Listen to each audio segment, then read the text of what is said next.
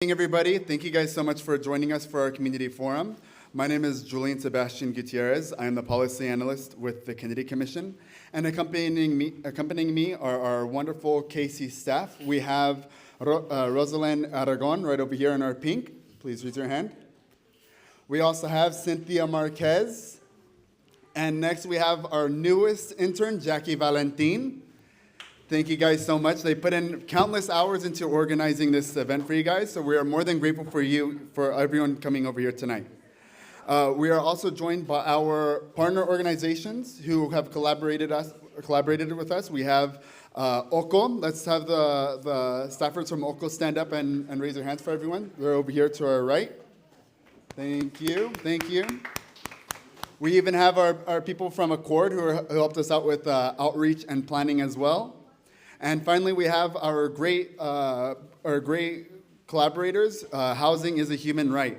And we are also joined by our stars, the offices of Mayor Ashleigh Aitken, the offices of Mayor Pro Tem Norma Kurtz, and also representatives from Senators Josh Newman and Tom Umberg. So thank you guys so much again.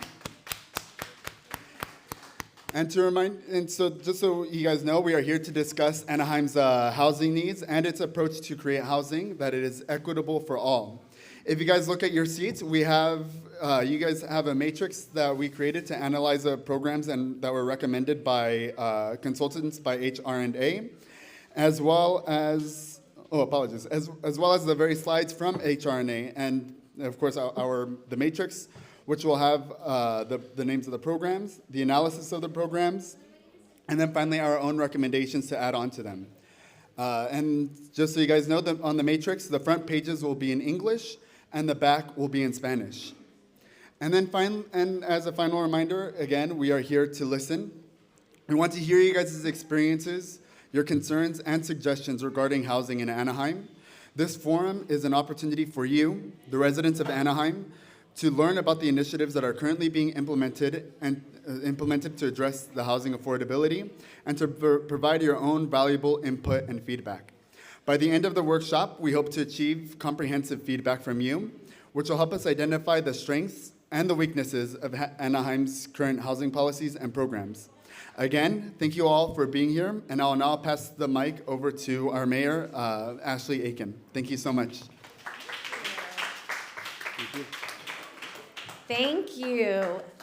First of all, I want to say thank you to everybody for coming tonight. I know between having kids in sports, having camps going on, a lot of family obligations, it is hard to sometimes find time to discuss issues like this and get people out and get people involved. So thank you everybody here for giving of your time and really helping us as a city get some more information about the best ways to move forward. So just as a little bit of background, I am the mayor of the city of Anaheim, but I also have the pleasure of serving on Anaheim's ad hoc housing committee with both council member Stephen Fessel as well as council member Natalie Rubacalva. And so about over a year ago, we made the decision as a council to hire a firm to really look at what Anaheim is currently doing and what are the options out there for us to increase the supply of affordable housing. And so we were able to get that study back a few months ago and just analyze, what are the things that are going to work for our city. And we anticipate probably either, if not the next council meeting, the council meeting after that, bringing the ad hoc committee, bringing this back to the city council in order to provide staff direction on what are the things that matter to us as a city, and what options will work, and how do we want to give staff direction to move forward on some of these options for affordable housing. But as as a member of that committee, it's really important for me to hear from our communities in what ideas in this study they think are a good match for Anaheim. What are things that maybe we do a little bit, but we could do more aggressively? And then as we look at those next steps between the affordable housing money that we are going to be getting as far as Disneyland Forward, but also some of the options we're going to have as we go out for state, city, and regional grants to put into our housing trust. What are the projects that are important to our community? So I wanted to just start with that. I know our Mayor Pro Tem also represents this district where we are right now, is here today. Would you like to say a few words? Okay. So I did not mean to put you on the spot. I'm sorry. It's okay. Hello and welcome. Welcome to District 4. Welcome to Ponderosa. If you haven't been here already, isn't it a phenomenal place? Just a minute. I want to say housing is the most important issue that the council is working on. We understand the need. We understand the difficulty, not just in Anaheim, but across the country, and certainly the state and the region. But we're going to do something about it in Anaheim. We're not just going to sit back. So thank you for attending. Thank you, Mayor Pro Tem. And I love that. I love her commitment to housing and making sure that we're building housing on all all different levels as we move forward and navigate what works for us. So I'm going to turn it over to Mr. Andy Nogal, and he is going to go over the information that we had at the council meeting, and then we can open it up for dialogue and answer some questions. Thank you, Mayor.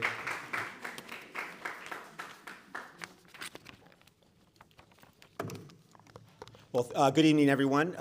Once again, my name is Andy Nogal, and I manage the affordable housing development programs for your city of Anaheim.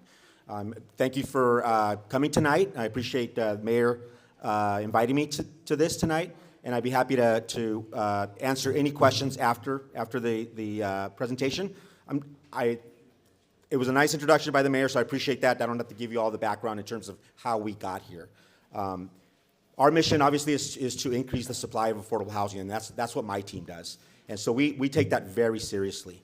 But obviously, it's as many of you know, it's difficult to achieve the construction of new units without resources. So that's really where we were tasked by our city council to come back to them with some options and techniques on how we can continue to pursue the increase of affordable housing in the city of Anaheim. So that's what this is. That's what these programs are. There's actually programs, financing tools, land use tools. So there's a variety of ways that we can help ourselves to put forth so that we can continue to increase the supply of affordable housing. So as the Mayor indicated, we tasked the consultant to come in and look at what we're doing and what we could do better. So this is what this is. There's a variety of options that I'll talk to you tonight about that really help to hopefully move the needle and increase the supply of housing here in Anaheim. So the first one has to do, it's a program, it has to do with more land use, zoning, and regulatory reforms. Why that's important is in order for us to achieve, these things require a lot of work from a lot of people, including our city planning folks, our public works folks, and there needs to be mechanisms in place that facilitate the development of affordable housing. So these are programs that can be implemented to help achieve the construction of these developments in an expeditious manner. So the first one is expanding by right housing zones, which really is upzoning. Upzoning adds value to development. It allows for increased densities. It really facilitates the development of affordable housing in a way that the financing aspect can do, but instead through land use programs. These can include expansion of residential allowances in commercial zones as well. There's allowances for middle income development, upzoning single family or low density residential zones, and upzoning multifamily zones to higher density, which is the area that we delve in a lot. That's generally areas where we like to build. There's more multifamily in those areas. They're really designed to allow for, the infrastructure itself is designed to allow for high density development. So those are areas that we tend to focus in. And so, as the Mayor indicated, the consultant really was also looking at the areas that we had in place that could help and continue to increase the supply of housing in Anaheim. And I can tell you that we do a lot. We definitely pursue things like zoning code amendments to help facilitate. We're continually looking at opportunities to better ourselves and provide those opportunities that are necessary for developers to come into Anaheim and build the affordable housing. We do residential overlay zones that really allow the facilitation and allows development to be expeditious, which saving time on development means money for developers. So having these tools are very helpful for the development of affordable housing. Another thing we're looking at is doing things by right, which is administratively. So we continually work with our planning staff to look for those opportunities where we can facilitate a by right approval. And so that's on an ongoing basis that we work with planning staff to achieve these goals.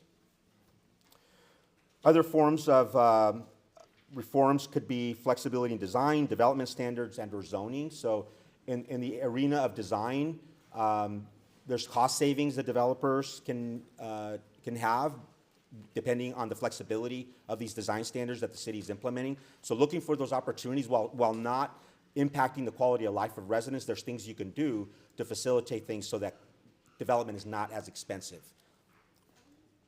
Relaxing existing development regulations is key. Example is green building standards, historic review, parking requirements. I know that's a very hot topic, reducing parking requirements, but they do help when it's done responsibly. They do help achieve affordable housing in neighborhoods. These changes may allow for improved project feasibility due to reduced costs associated with meeting specific design and zoning requirements. As I mentioned earlier, we also do a lot here. We enforce our housing incentives chapter, which is really the density bonus ordinance, which is state law. We have our own density bonus chapter in our city, which provides incentives for developers, So we do that as well. There's other forms that can take place in terms of how you achieve this, but that's one of the biggest tools that we use here in Anaheim to bring affordable housing to our city. As I mentioned, deviation from standards from conditional use permits. We've modified the code to allow more by right as opposed to requiring conditional use permits. Conditional use permits are very expensive. They take a lot of time. So taking that regulatory requirement from the process can help achieve affordable housing as well. Another program tool is workforce or moderate housing incentive programs. We have some of this. We've actually done this in Anaheim, and this is really addressing the need for families or persons that make between 80 and 120% of area median income. So a lot of the funding that we seek for affordable housing really is in the area of 80% and below. So providing programs that address that area of area median income is key. And so that's the area that we refer to as the missing middle. So there's very few funding sources that are available for that population. So having programs that address that are one of the recommendations that were part of this program. Oh, I'm sorry. Thank you. So here again, as I mentioned, we also, and I apologize, hopefully you can hear me better. We do down payment assistance for moderate income buyers, so there's opportunity there. That's something that we continually do. Not citywide. We are looking at doing more citywide. Currently, it's more project specific. But at the request of council, we're pursuing the opportunity to widen that to the entire city. So workforce housing incentives program is a zoning designation that allows developers the opportunity to build projects under alternative standards in exchange for including affordable units. Alternative design standards or density bonus may also be applied for moderate income units as well. And we tend to do that. A lot of our home ownership, it does apply under the housing incentives, so we are able to produce moderate income units under our housing incentives program without a subsidy from the city. So that's a good example of a program, a zoning program that requires affordability just by virtue of obtaining housing incentives. Another program was incentive zoning, which is mandatory or incentive-based. Incentive zoning policies require incentivize developers, to include affordable homes as part of market rate developments, often in exchange for incentives such as density bonus, tax abatement, fee reductions, or waivers or expedited review.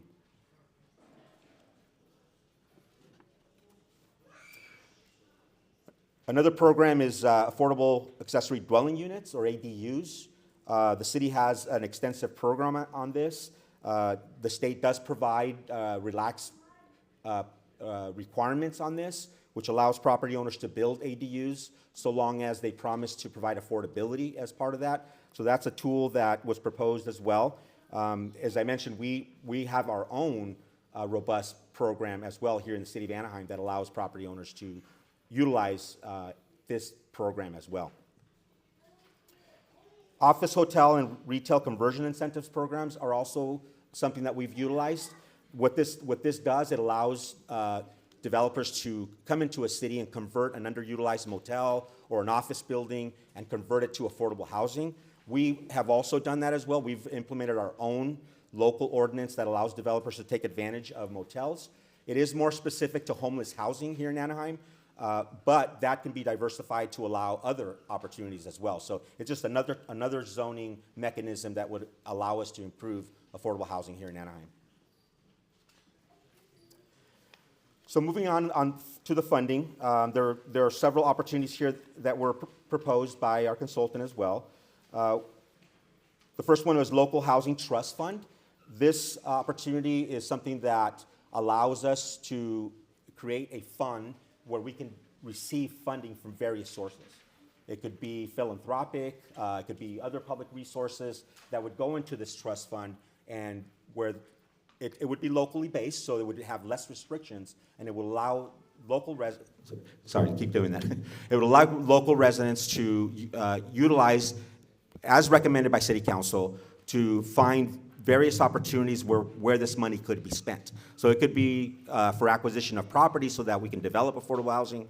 It could be gap financing so that we can loan money to developers to build affordable housing. So there's a variety of ways that money could be spent. And the reason for that is there's less strings. An example is we receive a lot of funding from the federal government, and that comes with strings. So it's a lot more difficult to spend those dollars. But if it's a local fund, then those restrictions are much less. So now you get to dictate at the local level how that money gets spent. So that's something that we're considering as well, and something that's coming back to the City Council very soon as well. Housing Loan Fund. Housing loan funds are a pool of private and or public funds that can be loaned to affordable housing projects with a firm repayment expectation. Housing loan funds tend to focus on gap financing for acquisition and development. It's a little bit narrower than the Housing Trust Fund, since there's specific restrictions or more restrictions, but it's very similar to having a housing trust fund. This may be used for small-scale infill financing, which typically cannot access larger funding sources, or gap financing such as tax credits to fill financing gaps. As I mentioned earlier, this is an area that we take advantage of. We look at every funding source available out there. We're continually looking at opportunities both at the federal, state level, and even the local level. There are other funding sources, other trust funds that we look for to increase affordable housing and reduce the gap for the city. Another funding source opportunity is commercial linkage fees. Commercial linkage fees are a category of developer impact fees, are tools used to generate affordable housing revenue for local governments. They are fees that are paid by developers of commercial development projects to mitigate impacts of worker demand for affordable housing. In California, linkage fees must be based on findings of what's called the Nexus Study and other requirements of the Mitigation Fee Act. Another option is expanded property tax relief to support moderate income housing. Projects serving households earning less than 80% of AMI and owned by nonprofits are already eligible for property tax relief associated with the welfare tax exemption. This could be expanded to produce middle income projects, meaning the 80 to 120 of AMI. Local governments can reduce or waive reimbursement of local tax payments for specific mission motivated building owners or builders.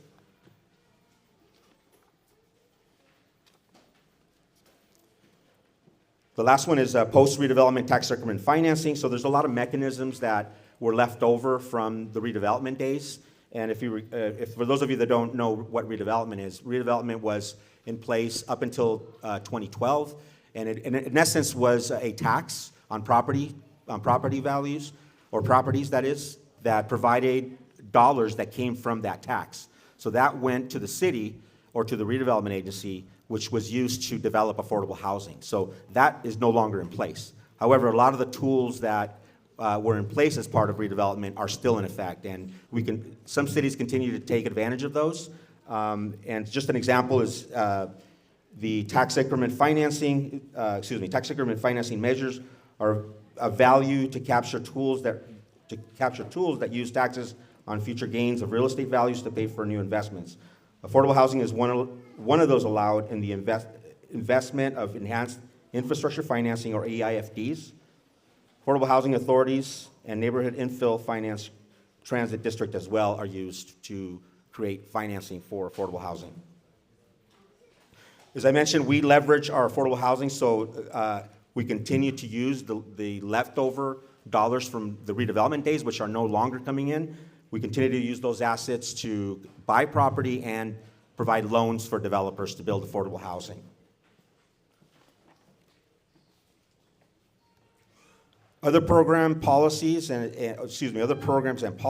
involve affordable housing on faith-based owned land. So as of late, there's been new legislation that really provides opportunities for developers to work with churches or colleges to build affordable housing on their property. So we heavily encourage that. The state already provides for this mechanism to streamline the development of affordable housing on churches. So that is one of the programs that was proposed as part of this technique or study. And once again, this is something that we heavily encourage here in Anaheim. Subsidized development agreement strategy. These development agreements are legal agreements between developers and jurisdictions that provide development flexibility not typically achievable through zoning ordinances. They allow for alterations to and the freezing of zoning requirements of a project, typically over an extended time period in exchange for public benefits. So we currently do have it's strictly a voluntary program where developers are able to donate money for the development of affordable housing.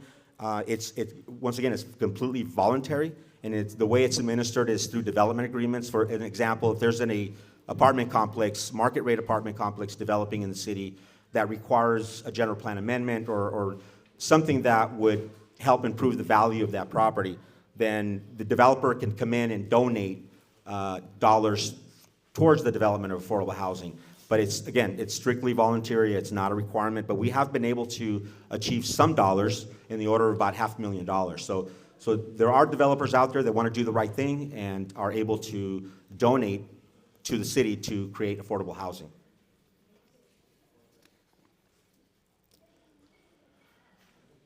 There's also a program referred to as land banking. Land banks typically run by local governments or nonprofits to acquire, hold, manage, and redevelop property.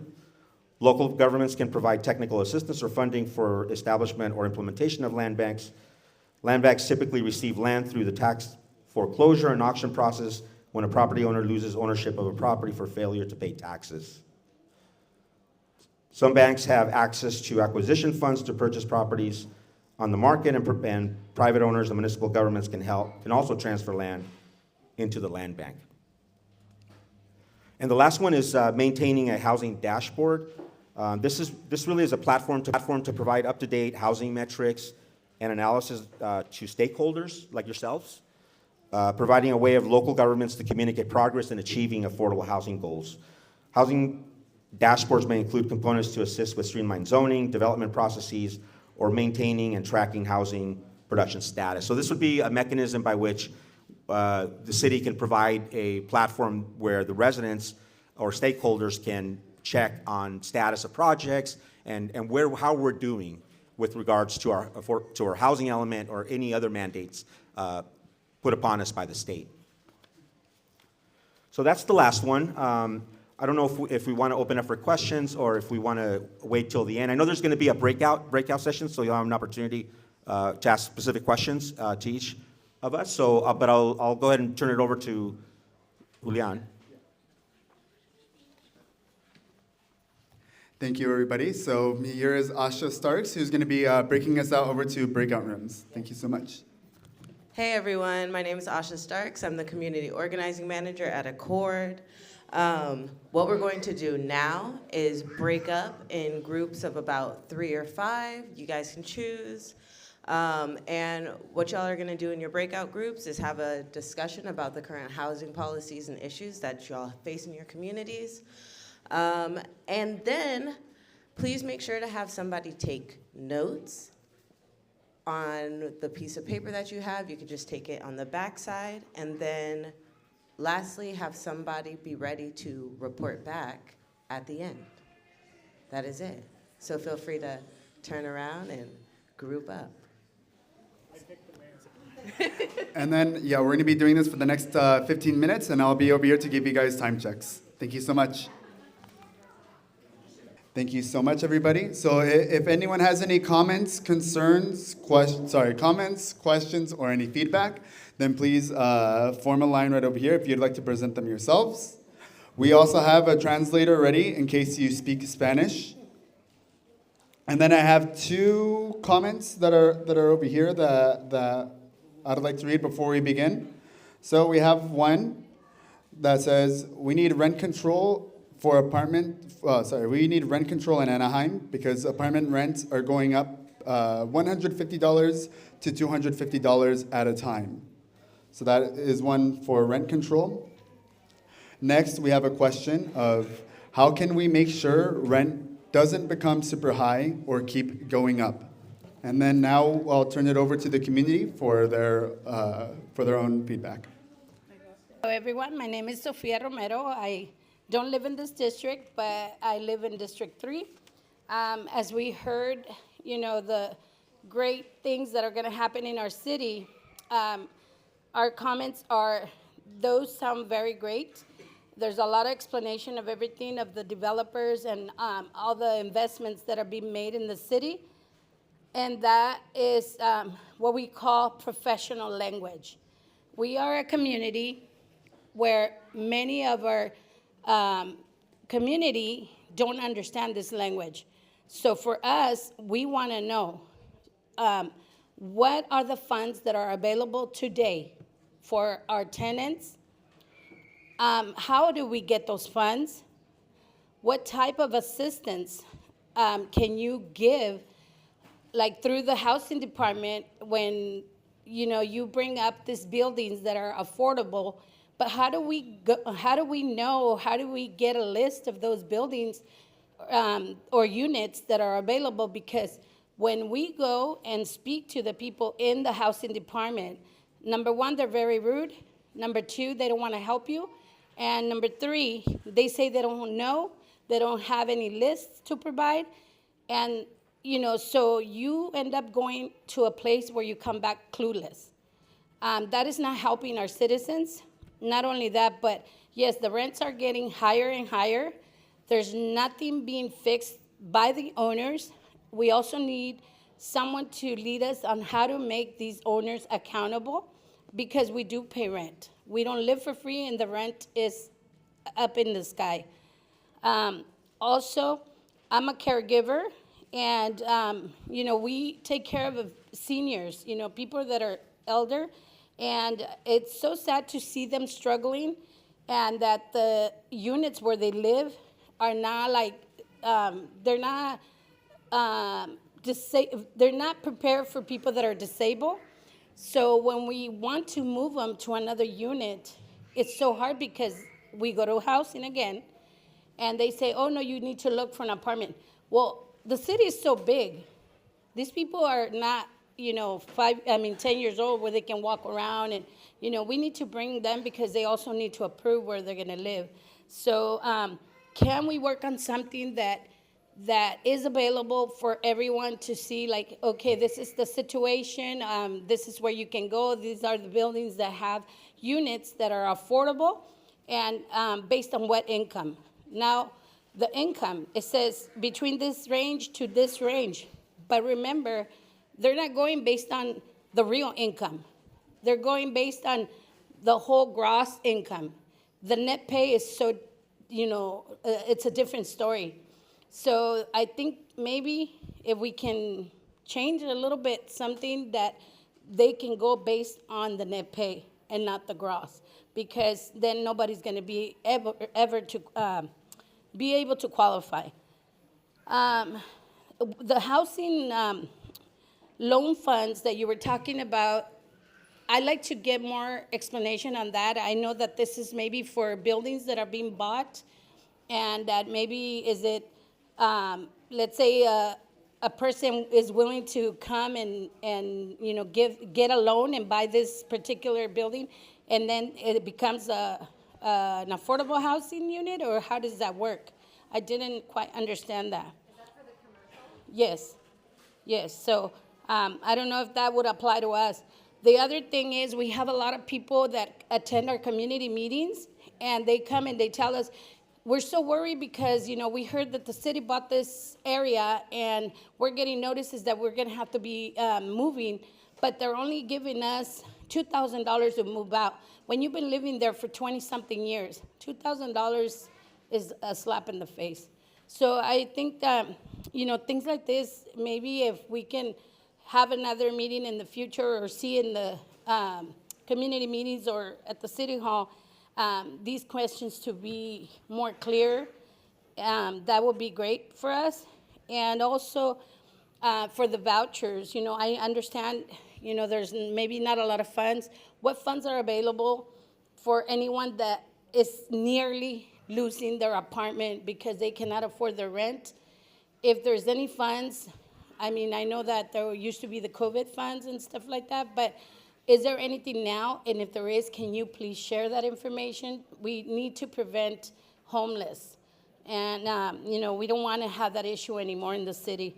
But I want to thank you for, you know, putting this meeting together. It's always something very important for us and for our communities. And that's it. I thank you for your time. Thank you. Okay, would the next speaker like to go up?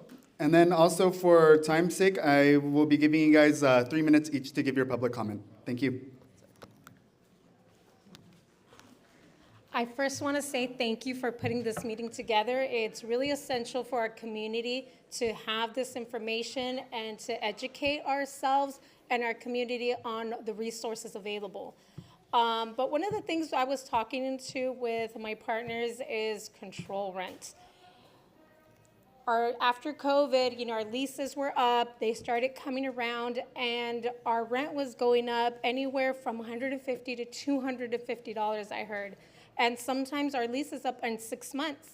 6 months later, our lease comes around again, and we're looking at another $150 raise, $250, you know, and we thought, well, what if we complain? They said we don't feel comfortable complaining because if they don't want to renew our lease, where do we go? Everything is so expensive. We won't have the down payment. We won't have the resources to be able to move. So inflation is going up, and I know, you know, that's not Anaheim, that's all over our state. But with that, every time our rent goes up, it's, you know, it's a struggle for families, you know, and I can say I feel that because I'm a single mom, and I, you know, like to be supportive with my girls, and, you know, I'm to support their dreams and what they're doing. So when I have to decide, well, am I going to take the evening off to take her here, to go there, you know, we have to think about that because rent is so high. We think about, oh, I can't this week because I have to make sure I work my full hours. Rent is up.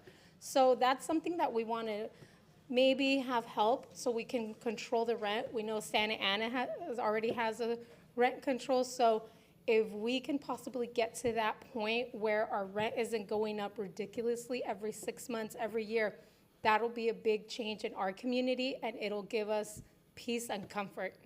Thank you. Thank you so much. Thank you, thank you. And then if our next speaker would like to go up. Hola, bienvenidos. ¿Cómo está?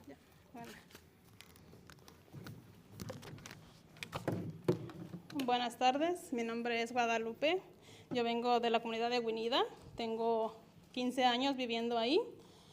En nuestro grupo nos pusimos a ver, nos salió que se están usando aquí tecnicismos que no se entienden, porque son palabras que no estamos acostumbrados a escuchar, entonces por eso hay un poco de confusión en la comunidad. También nos salió como si en este programa están pensando en las personas de tercera edad, ¿qué va a pasar con ellos cuando solo cuentan con lo que ganan y solo son 2 personas a veces, los hijos se van, están solos? ¿En verdad están pensando en ellos? ¿Va a ser esta vivienda asequible para ellos, para nuestras personas de la tercera edad?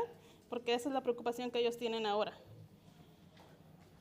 Los que tienen el privilegio de tener una pensión, ¿les va a alcanzar para poder pagar estas viviendas? Y los que no la tienen, ¿qué van a hacer?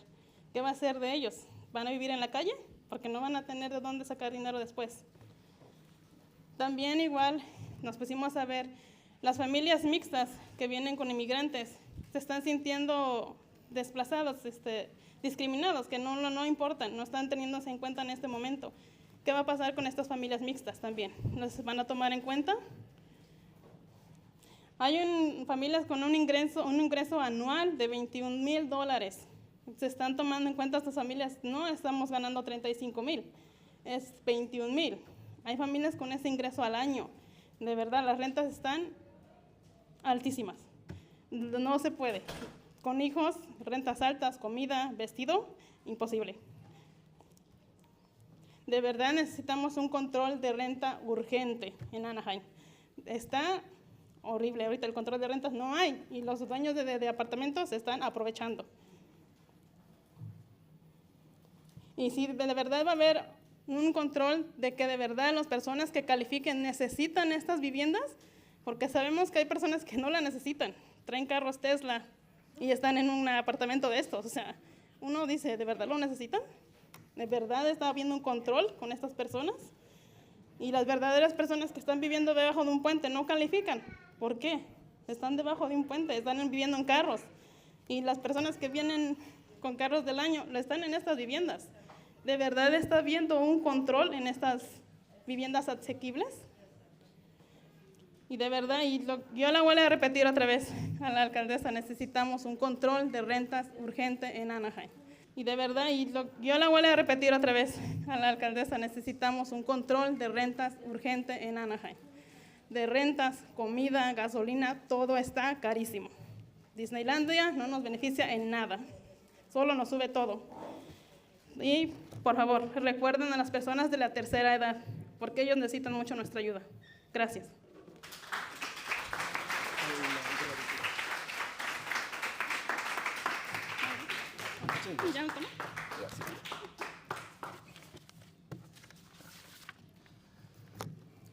Good evening, my name is Guadalupe, and I've been living in Avenida for 15 years.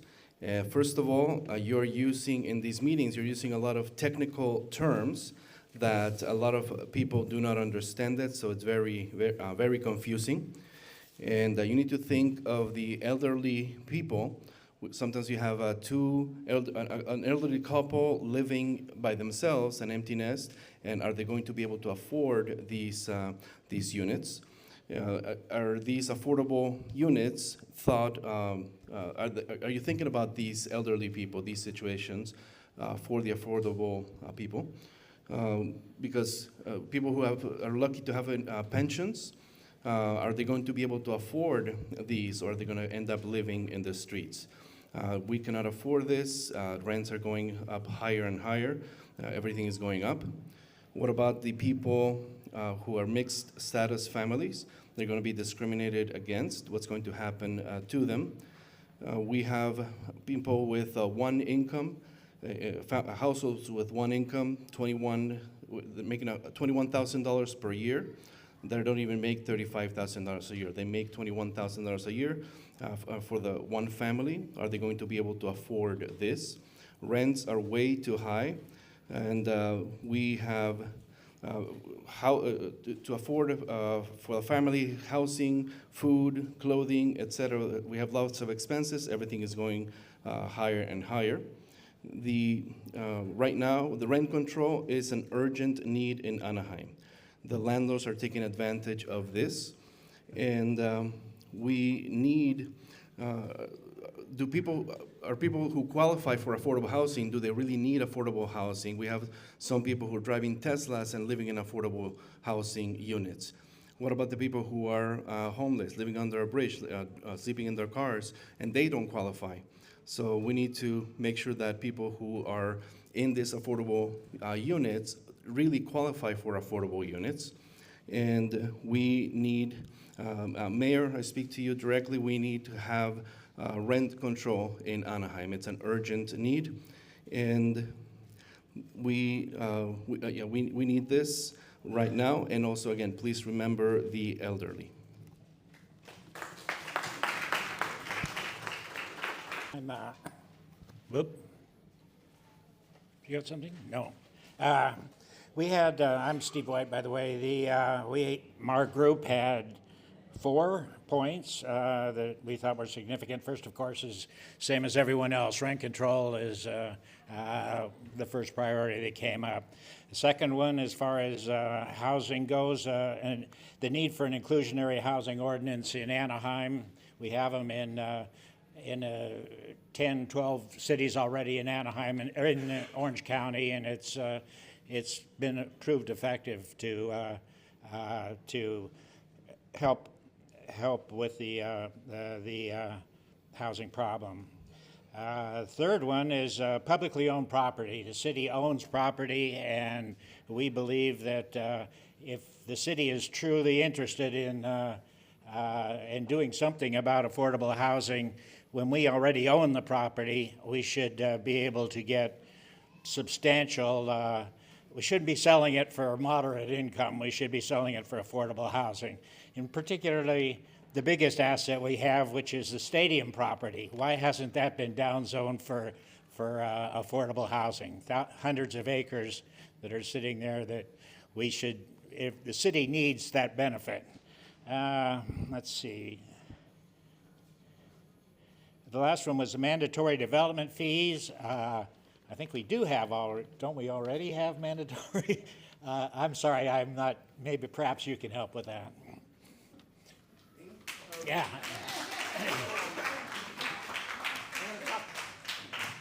It's AnaheimInvestigator.com. All right, so the question that I'm going to ask 3 questions. 2 of them are going to be posed not only to Mayor Aitken, but also to Mayor Pro Tem Norma Kurtz, and anybody else maybe from the city, but I think it's mostly to the politicians. First question, okay?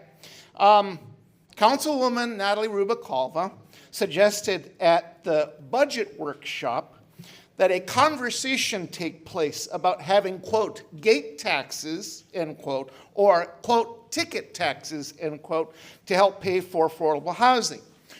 The councilwoman also floated the idea that an assessment be made on parking. In both of these cases, she said that they'd be imposed on businesses that are, in her words, bigger in our city.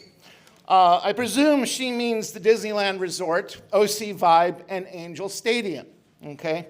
So, question I have both for Mayor Aitken and Mayor Pro Tem Kurtz is, care to comment on this? All right. Second, there has been an ongoing discussion about using ATID funds to pay for affordable housing. For anybody who does not know what ATID funds are, this is money collected from hotels in the Anaheim resort area. Right now, most of it goes to Visit Anaheim to pay for tourism marketing and the Anaheim Transit Network, the resort's bus system. So what is going on with this? What's the status on this, okay?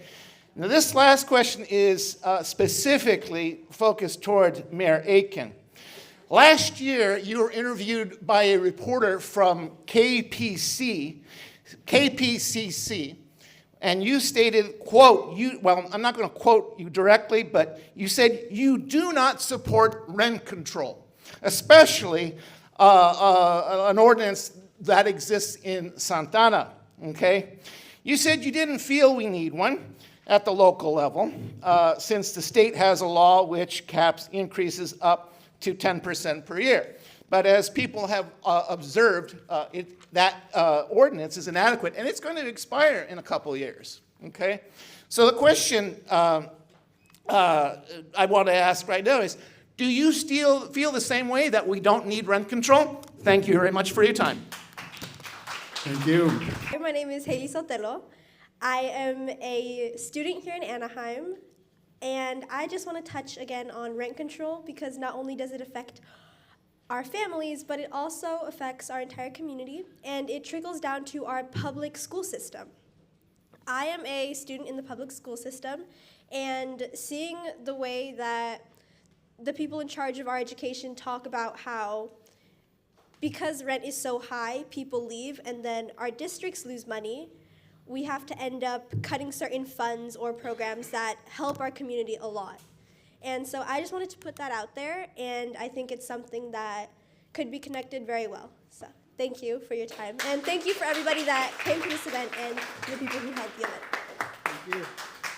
Thank you very much. Okay, and then our next speaker. Do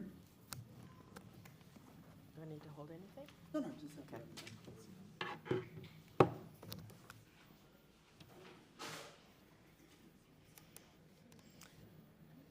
Hello, my name is Janine Robbins, and I'm a 33-year resident here of Anaheim. Forbes magazine released a report this month saying that Anaheim is the 4th worst city in the country, not the state, not the county, in the country for renters.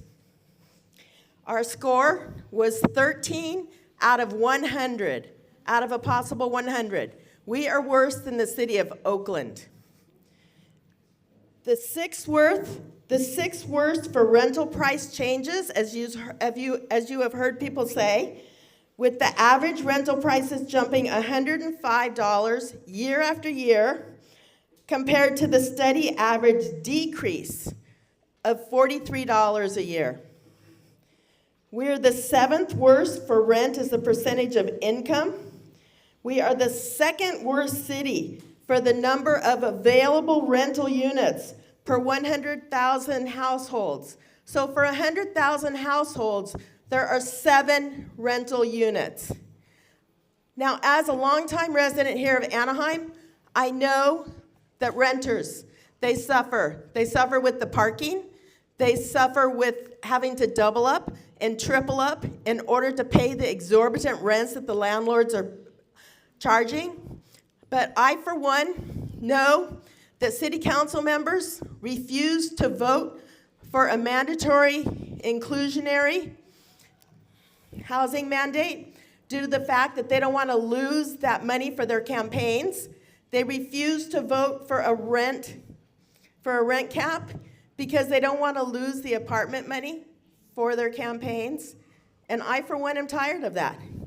So the renters need to be considered. The housing needs to change here in Anaheim. It needs to change for the people. Thank you. Question for both council members, or our mayor and council member. And that is, what should they tell us? What should we say to those almost 100 people who died while trying to survive living on the streets in 2023? LA lost 900 people in 2023 who died on the streets. Orange County lost over 500.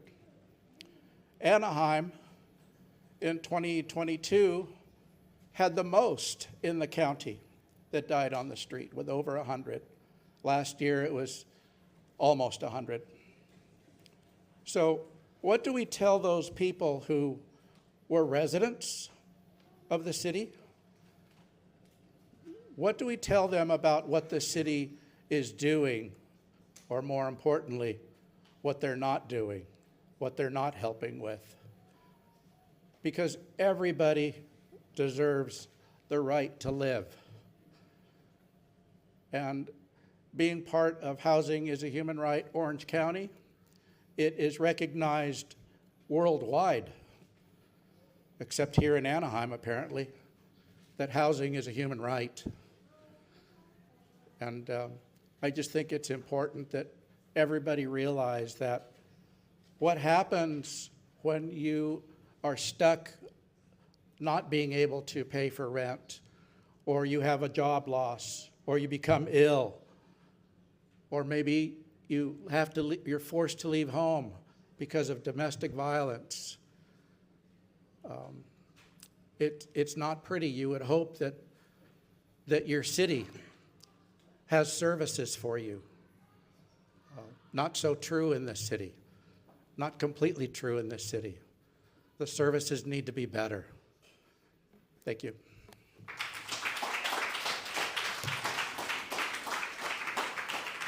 Okay, thank you very much. We have one more speaker.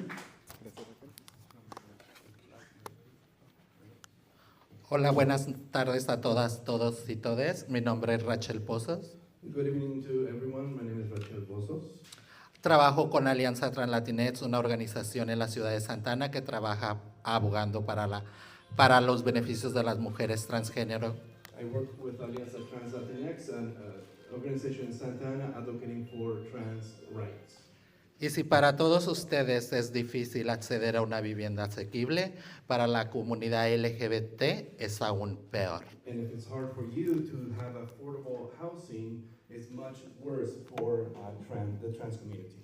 Pero lo más triste en nuestro grupo que estuvimos participando ahorita But the saddest thing in this group that we were working on today es escuchar que personas con 6 miembros de la familia estén viviendo en hotel pagando más de $4,500. It's hard to hear that a household of 6 members is living in a hotel or motel paying about $4,500 per month. Yo creo que todos estos requisitos para vivienda asequible tuvieran que ser corregidos o modificados. I think all these requirements for affordable housing must be corrected or modified. Porque muchas de las personas tenemos diferentes tipos de ingresos, diferentes tipos de necesidades, Many people have different types of incomes and different types of needs, pero siempre tenemos la necesidad. but we all have the same needs. La información también This information also debería de compartirse todo en el idioma también español, por mencionar alguno. should also be shared in Spanish, at least, just to name a few. Porque llegamos a la conclusión que ese es un problema también para acceder a estos supuestamente ayuda para la comunidad necesitada. Because it's a problem that we see that it's an issue that we have this difficulty having access to this information for the needy community. El acceso también a las aplicaciones que no sean nada más en línea. Hay personas que no tenemos el acceso a una internet. Also, the access for the application process should not be only online. Some people do not have online access. O simplemente no lo sabemos manejar. Or we just simply do not know how to use online access. Otra de las cosas también es de que el idioma y al ir a aplicar a estos lugares no hay una persona que hable español. Another issue is regarding language. When we go to apply to these places, there's not a Spanish-speaking person there. Y desafortunadamente estas personas están ahí para brindarnos un servicio y lo primero que hacen es darnos actitud. And the worst thing is that they're there to provide us a service, and the first thing is we show up there and they give us an attitude. Recuerden que no nos están haciendo un favor, están ahí para brindarnos un servicio el cual se les está pagando. Remember, you're not there doing us a favor, you're there providing a service for which you are being paid. Muchas gracias, esperemos y las personas que tienen y pueden hacer algo por nuestra comunidad lo hagan, realmente lo hagan. Thank you very much, and we hope that the people who can do something about this will certainly do it. Porque así como muchos de ustedes, también yo, aunque tengo un trabajo el cual gano bien, And just like many of you, I do have a job which I do make good money. igual como esta persona, también estoy viviendo en hoteles. Just like this other person, I'm also living in motels. Por algunos otros problemas, a lo mejor el income que no califico, pero tengo necesidad porque si, aunque gane bien, Maybe there are other issues, and even though I do have the income, I do make good money. no pago mi carro, no pago mis comidas, entonces I don't have to pay for a car or food. una vivienda debería de ser un poco más accesible para todos. This housing should be more affordable for everyone. Thank you.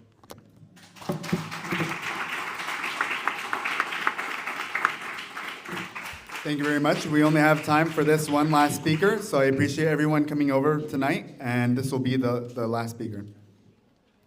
Buenas tardes, soy Susana Galán. Good evening, I'm Susana Galán. Soy líder del Distrito 3. I'm leader of Ward 3.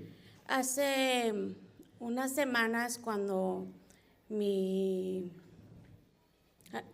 concejal estaban con las encuestas o que si salía o no salía. Some weeks ago, my council member was there doing some surveys, whether it was out or not. Algunos de los que estaban haciendo encuestas traían un papel diciendo que era para control de rentas.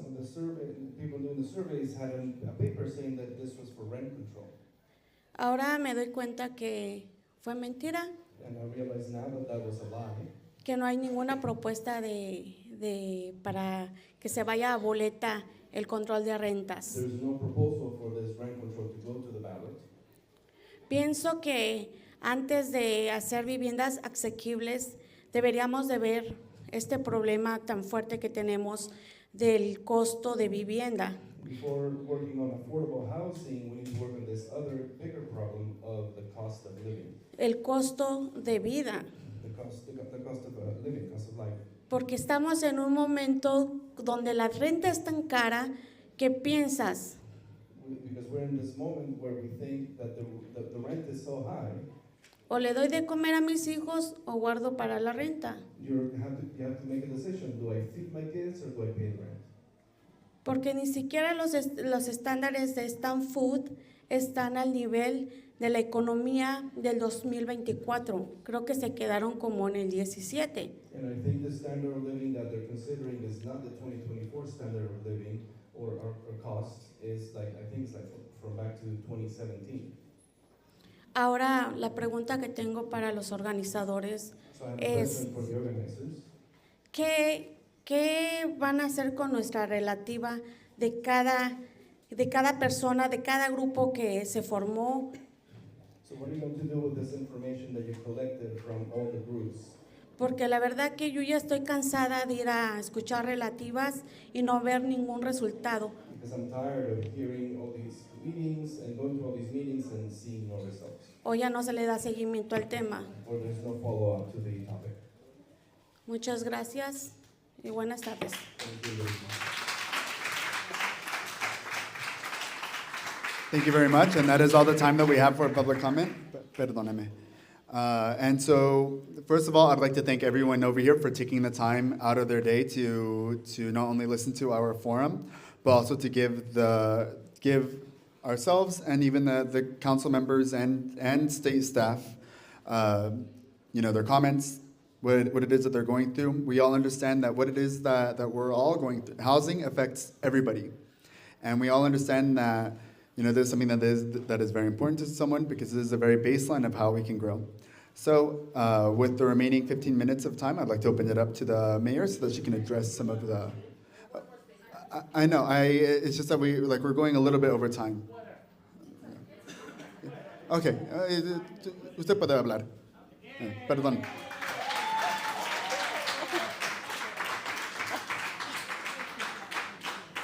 Buenas tardes a todos, mi nombre es María Hernández, estoy representando a Madres en Acción. El grupo se formó en My name is María Hernández and I'm representing Moms in Action. Nuestro grupo nació en el 2018. Our group was born in 2018. Y desde entonces hemos abogado por nuestra comunidad. And since then we've advocated for our community.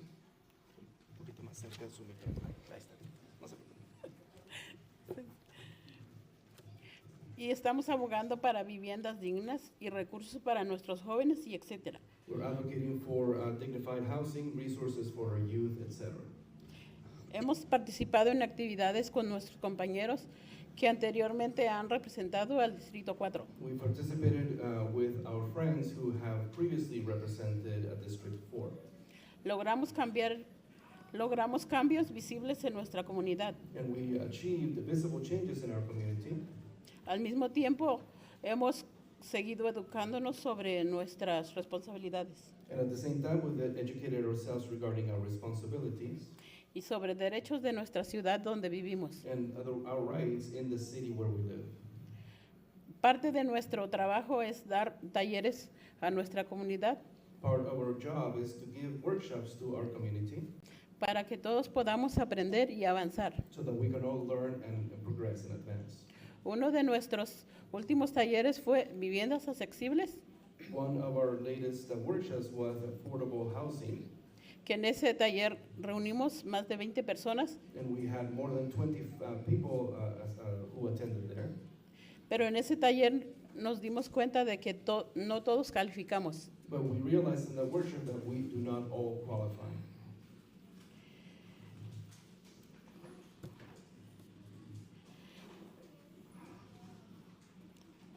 Y aquí tengo una lista para de las personas que han llenado la solicitud, I have a list of the people who applied, pero algunas se desanimaron porque como el contacto es muy bajo, no califican. and some of them were, they did not want to continue because the approval rate is so low.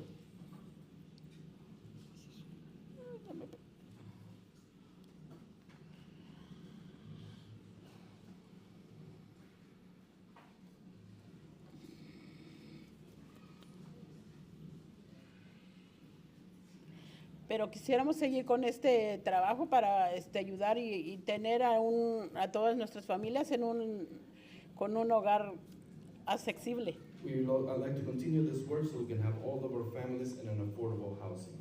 Gracias. Thank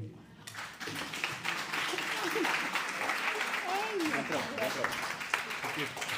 All right, thank you very much for all of our speakers. And so I'd like to open up the floor over to our mayor to address some of the questions and give some closing remarks. Thank you so much. Thank you so much. Thank you. Well, first of all, again, I just want to say thank you to everyone that took the time to come out here and share a lot of these ideas with us. I was very sensitive to the woman that makes the comments like, well, what happens to all of this? We come to a meeting and we share our information with you, and then what happens? And, you know, I'd like to say for me, I take a lot of notes. And as we go back and we start figuring out what do we want to do with this information, this helps me formulate policies that are actually relevant to what our voters and our residents need and want. And it's also if there's programs that we're looking at that just don't address the needs in your community, that's helpful for us to consider and move forward. And the reason this was important for me to do is that we do have this study that came out. And I think one of the most frustrating things sometimes when you go through this is the city will spend the time and the energy doing a study, and that includes talking to residents, it includes talking to homeowners, it includes talking to renters, and then we will get a study like this, and I just want to make sure it doesn't sit on a shelf. I think we, going forward in the next month or two, have an opportunity to have some real discussions about what is a good fit for Anaheim and what can we do with the resources that are available to us. And I think there was some really good takeaways for me tonight, because one of the things that we talk about a lot in this area is, to a lot of the points that were made tonight, we build affordable housing, but it's not affordable for everyone. It's a moderate, it's sometimes in the higher levels, but what are we doing to really expand the amount of housing for those that are at the low and the very low levels? So thank you for those that were sharing that. I also think going forward, there's a lot of people that were kept touching on the issue that it's not just about increasing the amount of units that we as a city are buying, but we have a lot of work to do, it sounds like, on eviction prevention. And that is something that the council has started to talk about, and bringing things forward. And I think that's helpful for two reasons. Is one, and I know a gentleman touched on it, we do not want to have the good work that we've done on homelessness overshadowed by moving the needle in the other direction. So I think we have done programs in the past with seniors. We have done programs in the past that are safety net programs. And so I think we should look at then, how can we include that in any conversations that we're having to make sure that we're not, the people that already have apartments and the people that already have units, they're not forced to go someplace else. And I think one of the neighborhoods that was mentioned, that goes a long way with also having stronger conversations with our landlords. We have a lot of, you can imagine the city the size of Anaheim, we have a lot of owners of apartment units that they might not live in Orange County. They might not live in California. So they might not be familiar with some of our rules and some of our laws, but it gets compounded when our renters don't know their rights and the rules of California either. And I think that's something that I know that there hopefully will be some support moving forward to make sure, not that we create a very complex document that nobody reads, but I think there's easier steps that we can take to make City Hall a little bit more accessible, even if it's an eviction hotline or an email that's just dedicated to those that are facing it. Because we don't want the process to be so far down the road that by the time either elected officials or our housing department finds out about it, it's almost too late. So I think that was a really good nugget, and I appreciate people for sharing that. And lastly, I do want to really touch on, I think it's a great suggestion, and I apologize that we didn't have this document translated for you before we got here. And so I'm going to talk with our team about putting that both up on our website, but getting that out into the community so that it is in both languages. So I apologize that wasn't made available tonight. But I do want to say to even some of the folks that read it, it's in a really complex topic. I think that even, depending on who you talk to, different people have different ideas of what affordable housing means. People have extremely different definitions of inclusionary zoning. People have different ideas of what they want and don't want for their community, for their neighborhood, how their parking gets affected. So I think being able to have more conversations like this is really helpful for us so that we're developing a policy that works for you and that actually makes sense for your neighborhood. And we know in a city the size of Anaheim, that's gonna look very different depending on what community that we're in. So I know that it's something that, I'd like, we want to come and we want, for us to take really hard, answer questions and take hard positions, but I don't think that's the point of tonight. For me, it's a learning journey. For me, it's about listening to my community. I am never I know that you're not interested in me lecturing you on what you need and what your neighborhood needs. So I do take this to heart. And for those that took the time to come here, I do appreciate it. And it does help me when we get to the point of being a decision maker, to be an informed decision maker. And so I would, I also want to point out, you don't have to wait to have forums like these to reach out to me. I am always welcome if people have ideas. The community organizations that are here tonight that worked with me to put this on, the Kennedy Commission, OCCORD, OCCCCO is involved.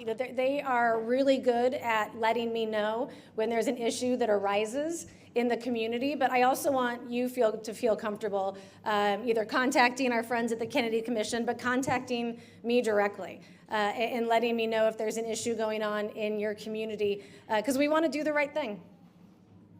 We really truly do moving forward. Our hearts are in the right places and we want to do the right thing. So with that, I want to just thank Andy Nogal from Housing. And again, he's also wonderful. Our housing staff is wonderful. So if there's specific questions that you have that you want to answer, especially if it's a technical question about an application that's already in, do feel free to reach out to us. I think that's an important takeaway, and we'll make sure that we address some of these issues moving forward. And it will be on the council's agenda this year. So we have the study coming out. We are taking steps to move forward. And I'm going to make sure that we have the discussion on a lot of these issues as housing issues come forward. So thank you very much. I'm going to stick around if anybody wants to talk to me.